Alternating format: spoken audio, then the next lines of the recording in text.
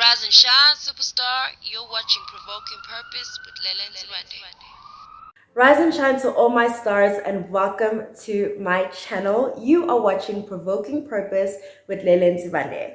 On this channel, we speak all things vision, purpose, and intentional youth. So if you think that is a community you'd like to be a part of, please make sure to hit that subscribe button, share this video with a friend, and just get all your friends to come and join.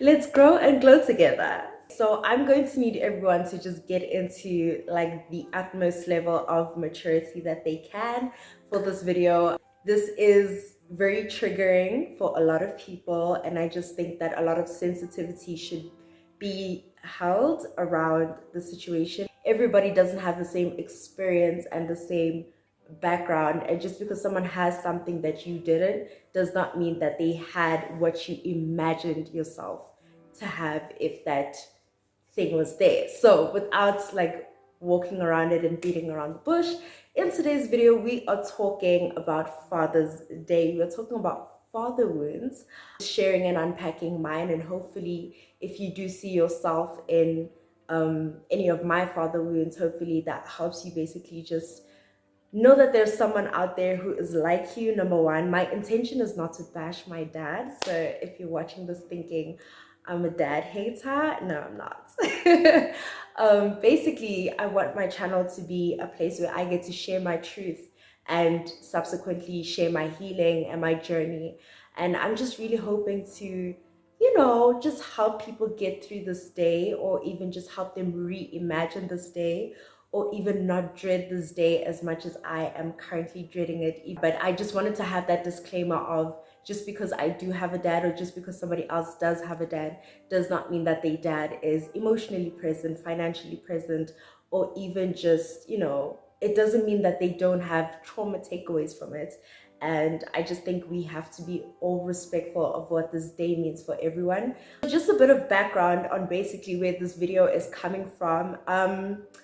My childhood experience with my dad, looking back, having gone through therapy, life coaching, is that my dad has a narcissistic personality disorder. And so a lot of my trauma or father wounds will definitely come from that. And if you do have a parent who is that way, or like a caregiver who is that way, you will be able to relate to a lot of the toxicity. I really want you to see my journey and see your ability to shift from that trauma. I want you to see my pain and my reps in the mental, emotional, spiritual gym, and see like cheat codes for your progress and cheat codes for your healing. This video ultimately is about aligning with your healing and just becoming a higher version of yourself. Because God knows my heart is in the right place. I'm really passionate about this. It is a very personal, private thing. So I don't know how I'm going to navigate this without obviously dishonoring my family. Like I said, it's not to bash, it's really just to share my own personal journey. It really has more to do with my perspective and my experience of my dad than a judge of his character. I am not God. I cannot say who's a good dad, bad dad. All I do know is that I've never enjoyed Father's Day. It always felt forced, and I definitely will get into more of that in my other father wounds. But one thing I can say is that I've always not liked this day, because I've always had this feeling of discomfort with pretending to celebrate someone that I personally have not had the opportunity to kind of experience my negative emotions. They were so invalidated that, celebrating Father's Day felt like I was gaslighting myself, being forced to participate in it as a kid, at school, even just being at home and my mom just saying like, oh, let's do this for Father's Day or whatever, or just like my siblings being on a good page with my dad at a time where I'm not. It feels like I constantly had to just overlook my feelings, overlook my perspective, overlook my experiences of my dad. And so that's definitely where this video is coming from. It's really just about sharing that Father's Day isn't really always exciting, and we don't all want to give our dads a number one best dad in the World Cup. and not every dad deserves that, and that's okay. Ultimately, it's about honoring the position that they played in your life, and I'm so grateful for whatever presence my dad has held in my life. But the emotional absence also had its impact on my development, and so I'm going to share that in this video. I saw an Instagram reel or a TikTok one time that spoke about how a lot of our love languages, or most people's love languages, actually come from their trauma, as in like what you did not get when you were younger manifests as what you identify as love, or how you receive love, or how you give love when you're older. So I really think it's crazy to see how true that is, because as I'm going to go through like my father wounds, I realized that like my number one love language is affirmation. I think my number two has shifted to physical touch, but also just like quality time is also high up on the list. And those are all things that, you know, you're kind of deprived of when you have an absent, emotionally distant and cold father growing up. So that's really just a fun fact that I wanted to share.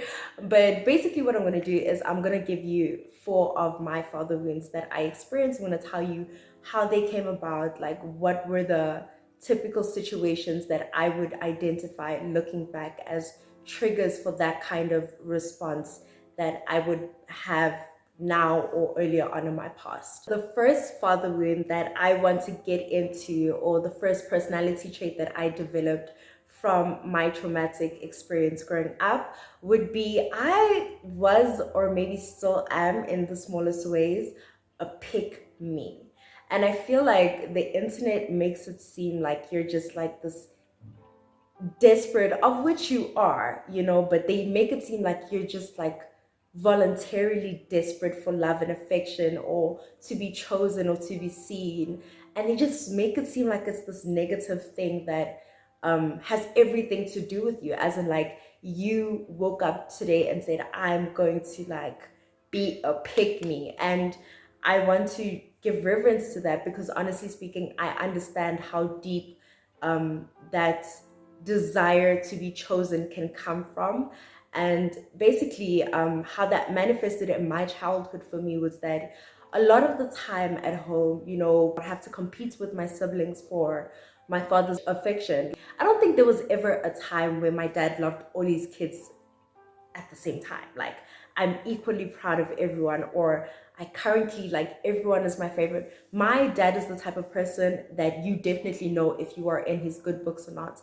You definitely know if you are his favorite child at the moment or not.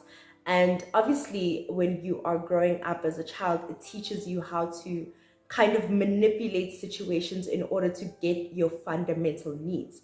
Children need love. They do. They need love. We all need love, but children, especially when they developing their personalities, they need love. They need safe spaces to fail. They need safe spaces to be themselves. They need safe spaces to explore themselves without fear of losing a parent or a caregiver.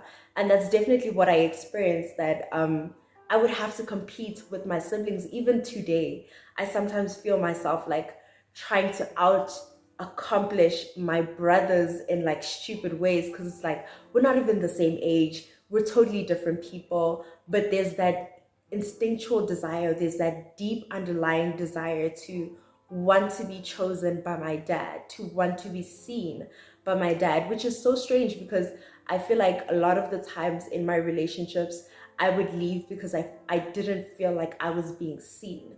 When I transitioned from just being a pick me of like anybody who says yes to me, I'll take them because they love me, and I don't know why they would do that, because nobody has ever affirmed to me that I am lovable without reason. I would just go with them. Like, I remember crying in a therapist's office. That's so strange. In first year, I remember crying in my therapist's office, just going like, I don't understand why I give my time to men that I don't care about. I will literally answer a text from a guy who I don't care about saying, when are you coming over? I will pack my bags and I will go with him and be with him. At the time, I would do that, and I would be there and hate it so much. it would be like, why am I so willing to betray everything that I'm feeling just so that I can be seen and chosen by this person? Because that feeling of being chosen, it soothed a different part of me. It helped me fill a void that I never knew how to fill by myself.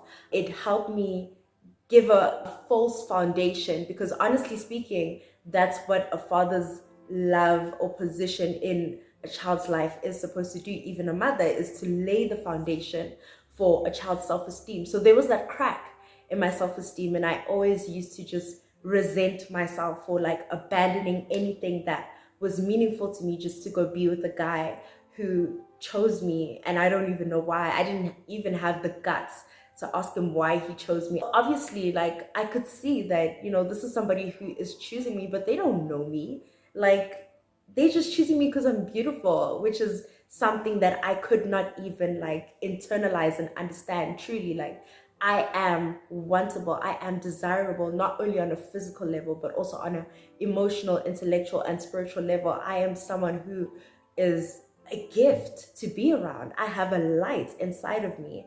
That was something that I couldn't wrap my head around, because I always thought that I needed to compete with other people in order to get that being seen, not being slept on. And if I was just chosen without all that hard work, it was like, well, damn, like, it's my lucky day. Let me run with it. So yeah, let's get into the second father wound. So the first one, being a pick me, had to do with competing for love, competing to be seen.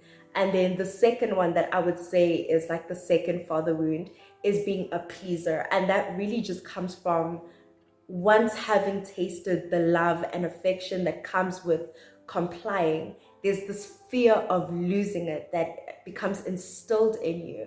And if you do your research on people or parents with NPD, narcissistic personality disorder, they use love as a currency for compliance. They use love or the withdrawal of it to punish you and to groom you into who they need you to be.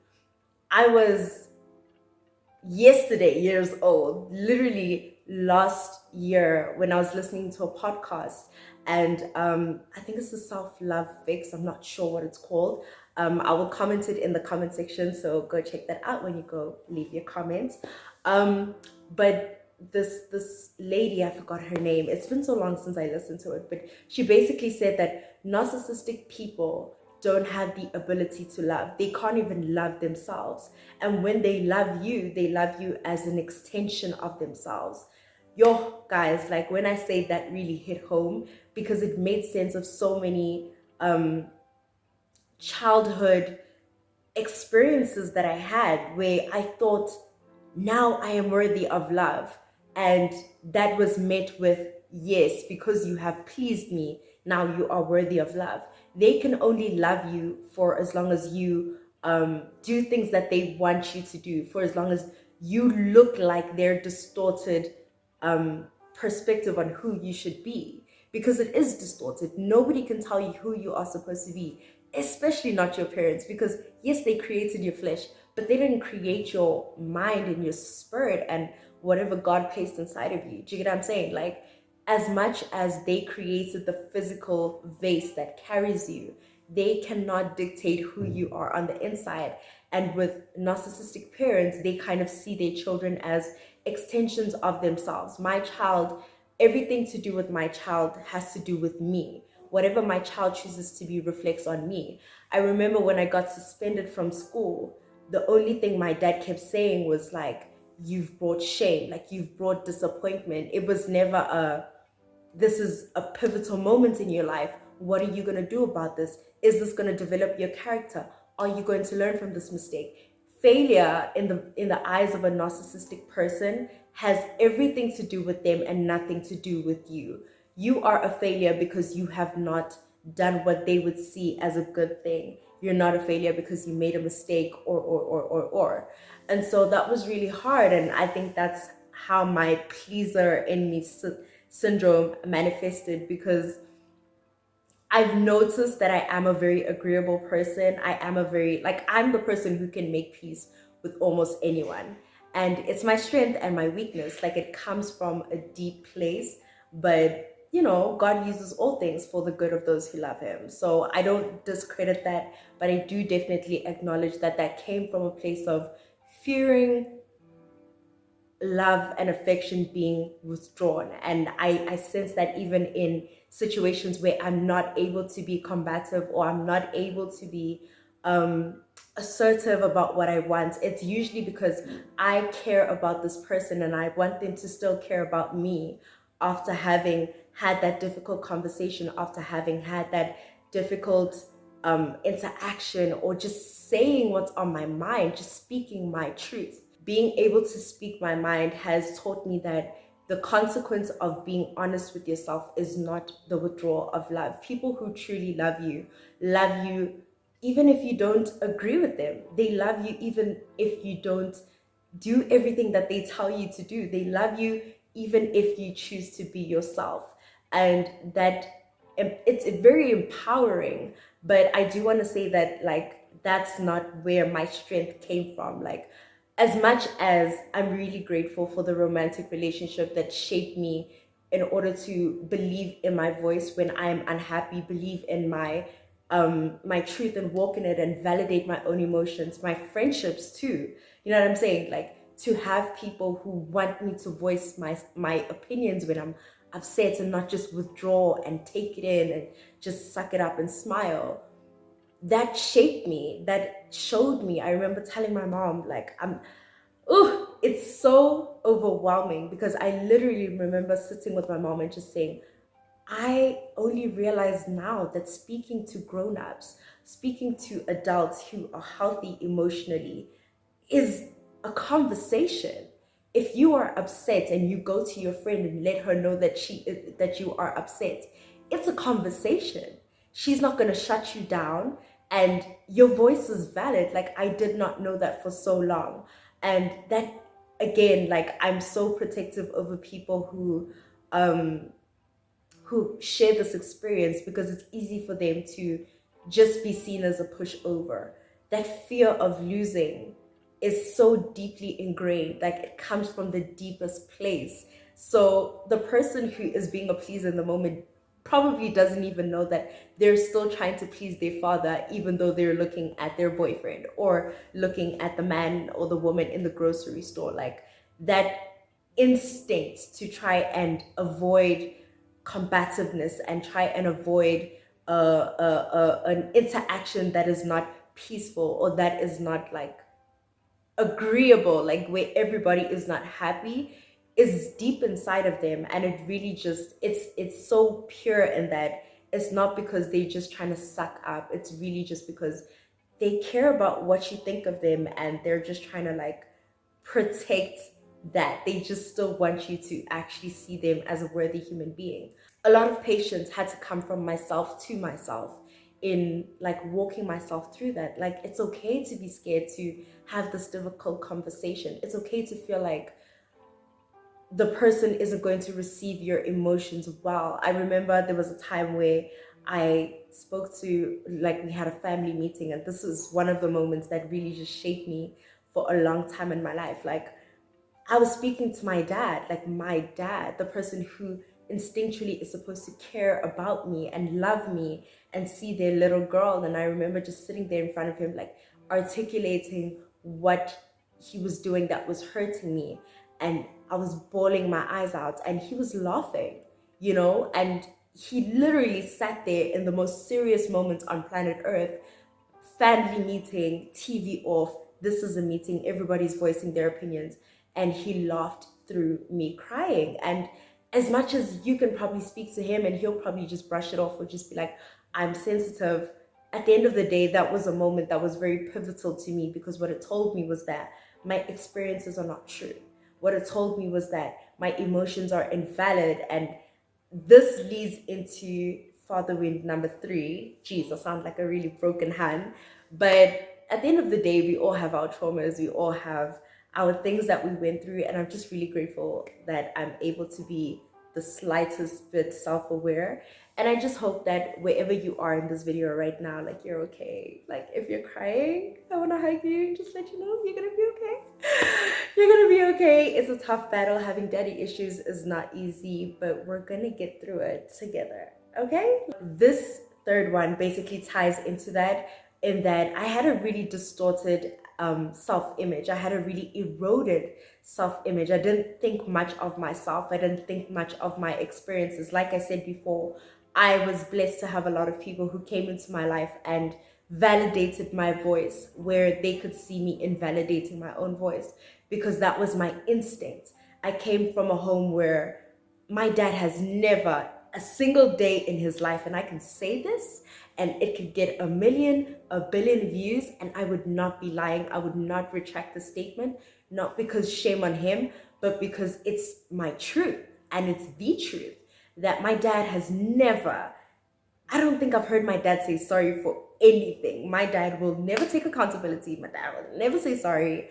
And basically, what happens in situations like that is that because that person is trying their best to defend themselves, they will always minimize or trivialize your experience. Your abuse that you are stating your discomfort with will always be met with invalidation. You're sensitive. You did this to deserve this abuse. Like, I struggled with validating my own emotions. I struggled with my inner voice. I couldn't trust my inner voice. I had a very shaky inner voice. I was the type of person, or I still kind of am, depending on who I'm talking to, the kind of person who couldn't get a sentence out speaking about my feelings without breaking down and, like, literally my voice shaking or my voice going silent. It's so painful to even think about that, and it's so mind-blowing to see the physical manifestation of my mind and how I perceive my voice in those situations, in a time where I should be standing stern in whatever it is I'm feeling and communicating my emotions. My body automatically breaks down my voice, because that's how I see my voice. My voice is invalid. Like, if I'm sad, be quiet. Don't share how you feel.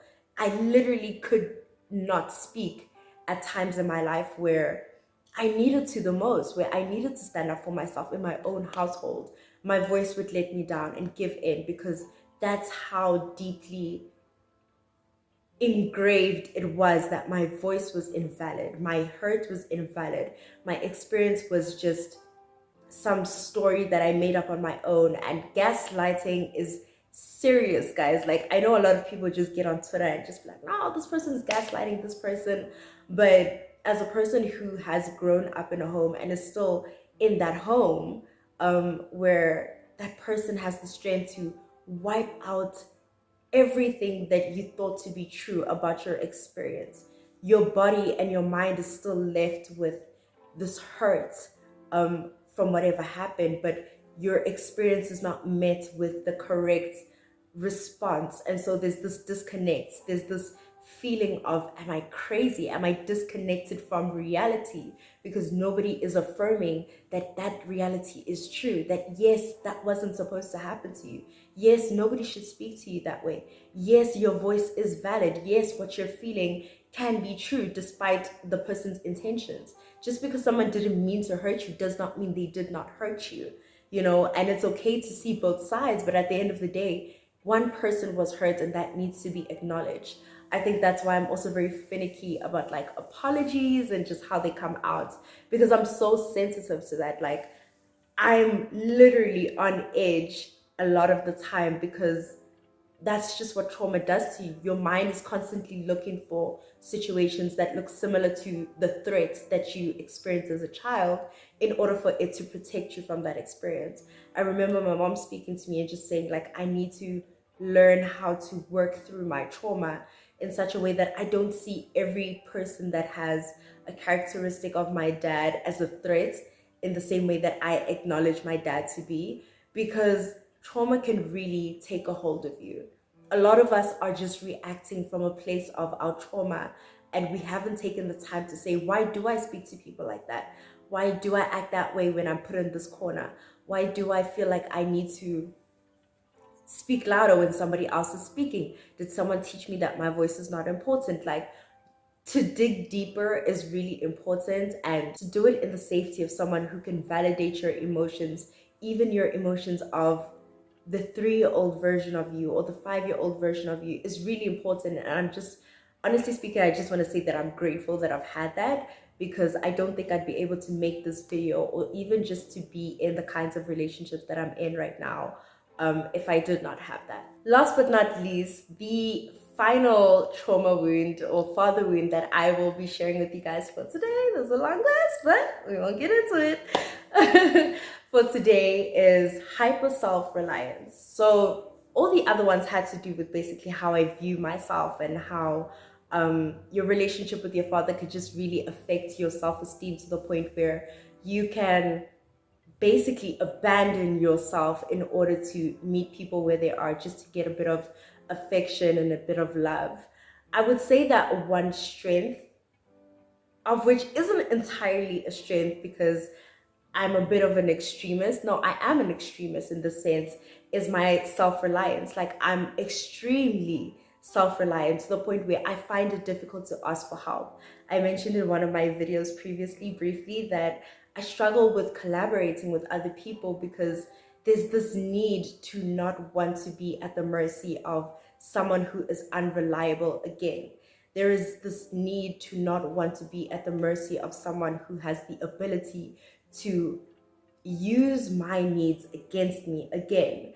And basically, what this looks like, or what I can say brought this about, was, you know, my dad would withdraw care if he was displeased with you. My dad was the type of person to not speak to you if he's unhappy with you, not give you money if he's unhappy with you, not, you know, acknowledge you if he was unhappy with you. There was a time in high school where I literally did not speak to my dad for probably like 2 years, and I lived with him. As in, we would see each other in the kitchen and he would not greet me, I would not greet him, we would not acknowledge each other, purely because that's the way he knew how to punish. That's the way he knew how to interact with people who did not do as they are told, who did not comply with whatever view he had of me and what I should do and how I should live my life. And basically, if you've seen my other videos where I said I was not the favorite child, I was not this, I was not that, because I spent most of my life being combative of that. I hated complying. And I love that it's placed this fire in me to want to go against the grain. But I know that the pain that it comes from is actually really deep and it needs a few therapy sessions. So basically there's that. But what I wanted to speak about was the self-reliance, the need to only depend on myself, the need to be financially okay just for me, the need to just always be in control of how I access my needs, the need to not have another person involved in the inflow of my needs, because I can't trust that they will not exploit my vulnerability in order to muscle me into whatever it is that they need me to be or want me to be.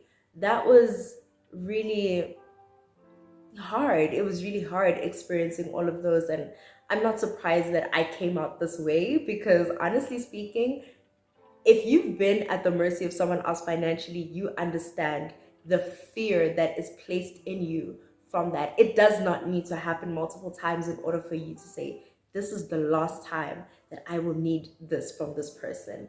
It's enough just to shake you in the right direction. And I think just because it can be beneficial to be self-reliant does not mean that I should not acknowledge it as one of my toxic traits, because there are people who come into my life and want to share themselves with me by showing up for me and trying to help me and helping me to ease my load. Like, I'm not supposed to carry everything by myself, but instinctually I want to, because it feels safe.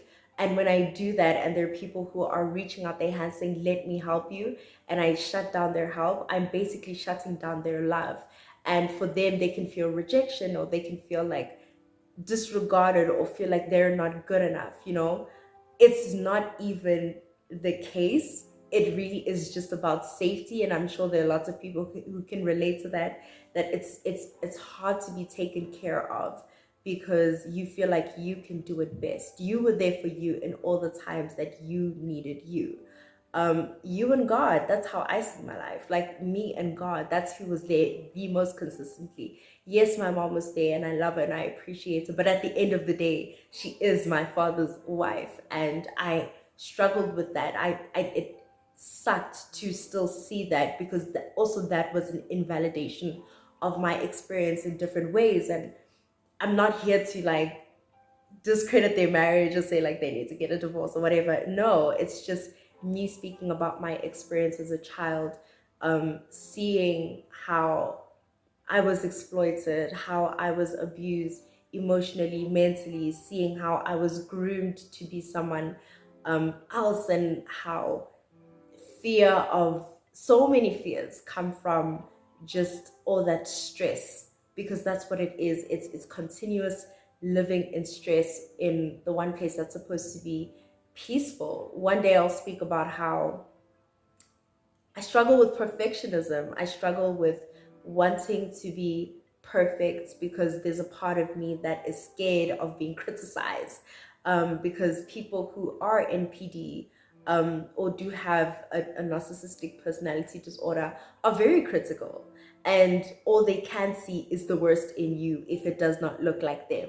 I don't think I've ever heard my dad compliment me on anything that has nothing to do with how he sees himself. And that's heartbreaking, and it's hard for a young woman growing up and developing, seeing herself before the world and seeing herself in the world.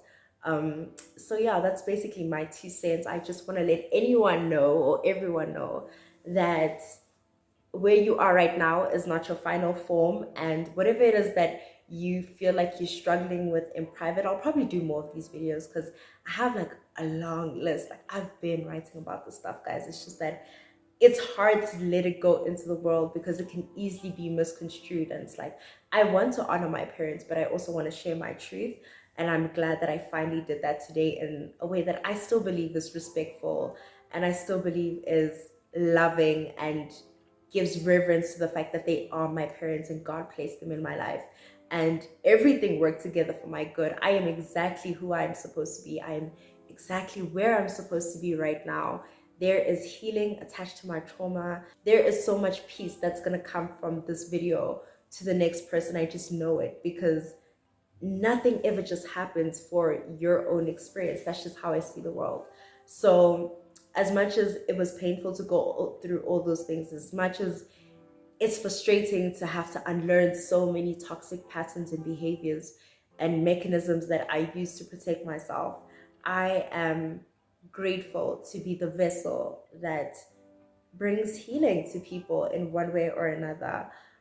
So I hope you guys have a happy Father's Day if you have to refather yourself. I hope that it's bearable. I hope that you are able to get through this day without resentment, or if you are in a place where you are pushed into resentment or pushed into anger, I pray that you just get peace. I really hope that this video comforts you and lets you know that it's going to be okay, and you don't need the perfect dad in order to be the best version of yourself, because the number one dad in the world is God, and God is my dad. And one day I'll speak about how my journey to Christianity was really about filling all the voids that my dad left as holes, and how God really just does his thing. Like everything he does is just so purposeful and so beautiful. So if you like this video, please make sure that you like, comment, and subscribe. Share this video with a friend. I know that it was long, but I really hope that you enjoyed it.